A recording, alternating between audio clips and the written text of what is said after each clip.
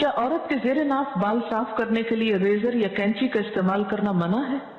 اگر کسی عورت کو کریم سے الرجی ہوتی ہو تو وہ کیا کرے؟ ایسا کچھ بھی منع نہیں ہے.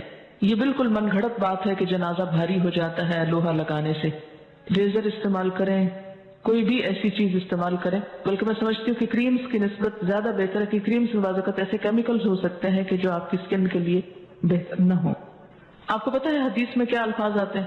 میں نے آپ کو پہلے بھی سنائے تھے، حلق الآن و نطف الابط. ابھی بھی یہ لفظ گزرے ہیں نطف الابط. حلق الآن، حلق کہتے ہیں اس کا استعمال کرنا، یہ ریزر استعمال کرنے کو، یعنی زیر ناف بال ریزر سے صاف کیے جائیں اور انڈر آرمز بال جو ہیں ان کو اکھیڑا جائے.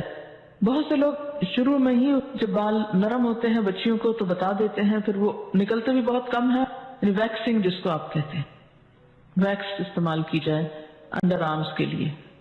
لیکن اگر تکلیف ہوتی ہو تو مجھے یہ سمجھ میں نہیں آتی کہ باقی سب جگہوں کی تکلیف نہیں ہوتی، لیکن جہاں سنت کا معاملہ وہ تکلیف ہوتی ہے.